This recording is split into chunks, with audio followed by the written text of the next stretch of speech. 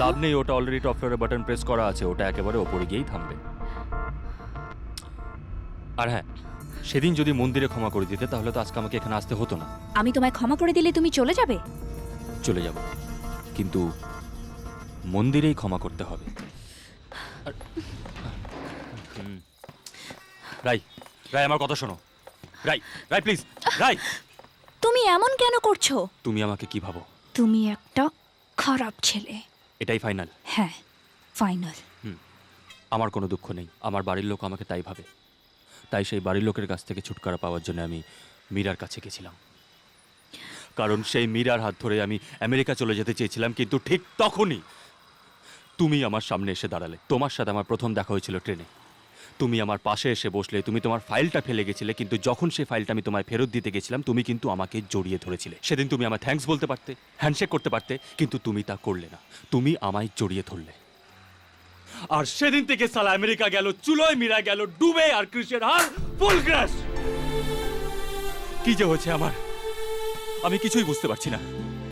ঘুমালে তুমি, জেগে থাকলে তুমি, আলোয় তুমি, অন্ধকারে তুমি, ট্রেনে চললে তুমি, ট্রেন থেকে নামলে তুমি, চা খেলে তুমি, জল খেলে তুমি, এমনকি সালা মাল কাটছি তাতেও তুমি। তোমার ওই জড়িয়ে ধরাটাই ছিল আমার জীবনের সব থেকে বড় ঝড়। তোমার জড়িয়ে ধরার আগে আমি এক মানুষ ছিলাম, আর জড়িয়ে ধরার পর আমি ভালোবাসার মানুষ। জড়িয়ে ধরলে বুঝি ভালোবাসা হয়ে যায়?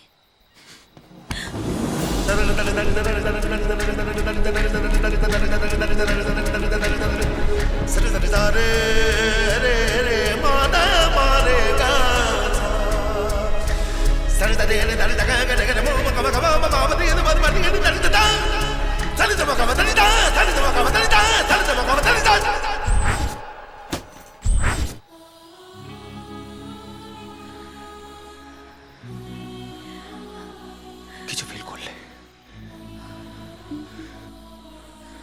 একটু না? না।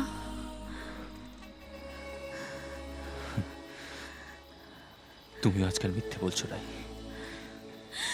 আরে না, বললাম তো। তাহলে তো আমি পুরোটাই সময় নষ্ট করছি। হ্যালো বস, কি শুনতে পারছো না? এক মিনিট।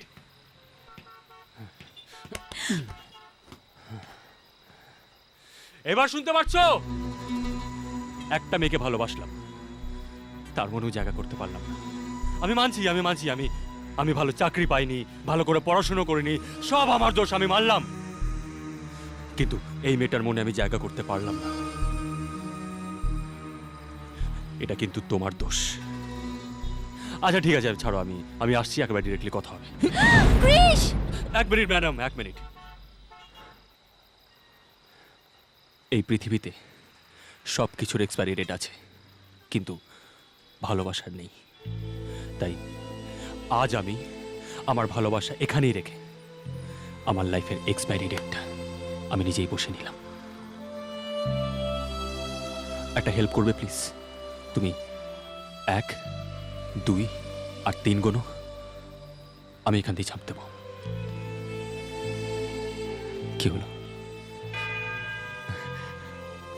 শুনলে তুমি? তোমার কাউন্টডাউন শুরু হওয়ার আগে বসের কাউন্টডাউন শুরু হয়ে গেছে।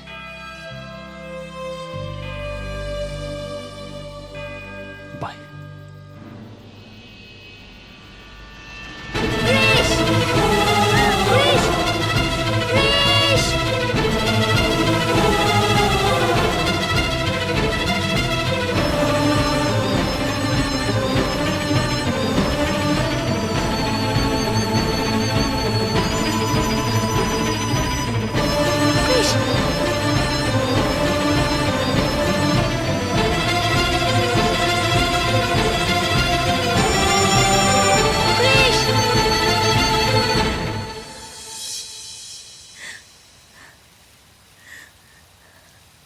জড়িয়ে ধরলে ভালোবাসা হয়।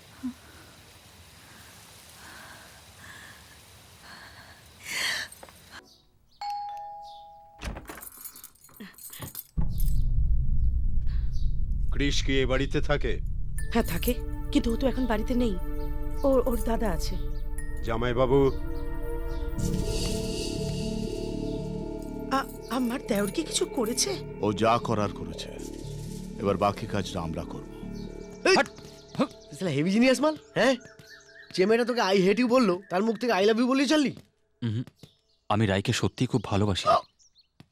দেখ, প্রেম কিন্তু অনেকবার করা যায়, আচ্ছা তবে ভালোবাসা একবারই হয়। আচ্ছা, তা ভালোবাসা তো হলো। Next step? বিয়ে। বিয়ে? তা বিয়েও তো হলো। Next step? সালা নেক্সট স্টেপ দেখাচ্ছি। আর বলবেন না, আমার মেয়েটা বড্ড জেদি, জেদ করে বসে আছে। আপনার দেওরকেই ও বিয়ে করবে, আর আপনার দেওরও মীরাকে ভালোবাসে। আপনার দেওর আমাদের বাড়িতে গিয়ে যে কীর্তি করেছে, তাতে আমার জামাইবাবু ওকে মেরে হাড়গোড় ভেঙে ডাস্টবিনে ফেলে দিতে পারতো, কিন্তু কি করা যাবে, আমাদের মীরামা ওকে ভালোবাসে, আর তাই তো জামাইবাবুকে ছেড়ে দিল। তারপর আপনাদের বাড়ি খুঁজতে খুঁজতে আমরা এখানে চলে এলাম। আরে আপনি দাঁড়ালেন কেন? বসুন বসুন বসুন বসুন।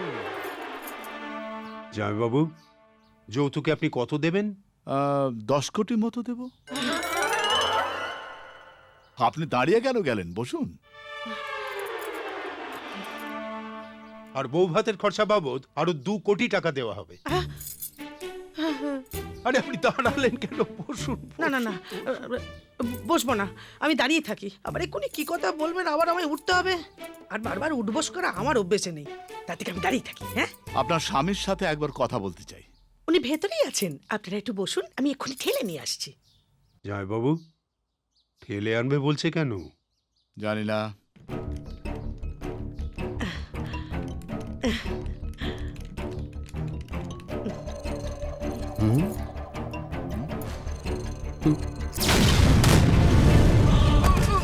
তো ডেড বডি পৌঁছবে।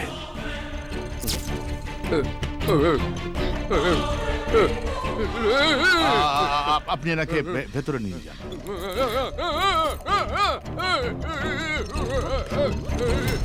বিনয়, শোনো, যা কিছু এনেছি পুরোটাই দিয়ে যাবে এখানে, ঠিক আছে। বুঝলে? আমি উঠছি। হ্যাঁ,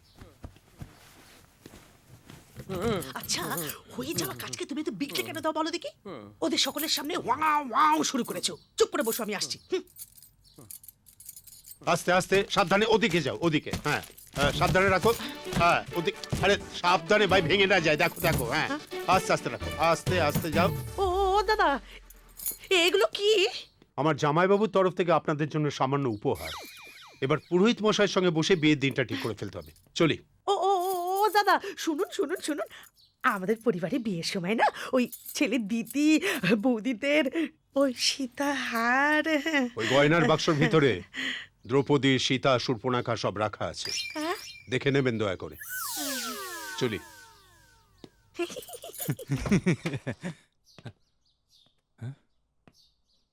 কিরে ভাই, হ্যাঁ?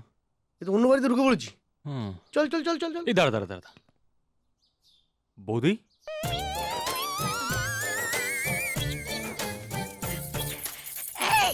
এই সোনা ভাই আমার, কোথায় যাচ্ছিস? এদিকে আয়, এদিকে আয়, এদিকে আয়। কেমন দেখাচ্ছে রে আমাকে? পুরো তারকা রাক্ষসী।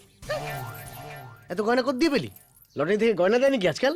শুনবি, 12 কোটি টাকা।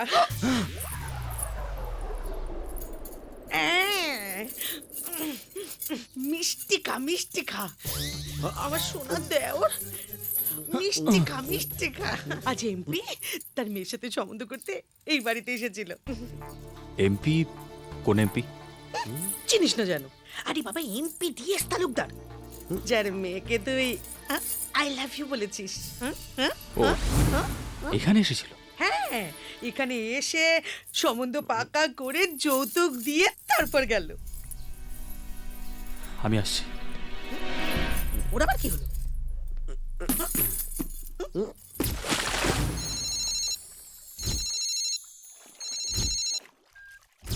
হাই ক্রিশ, এতক্ষণ তুমি আমার মনে ছিলে, এখন ফোনে চলে এলে। তুমি কি আমার আইটেম ভেবেছো নাকি?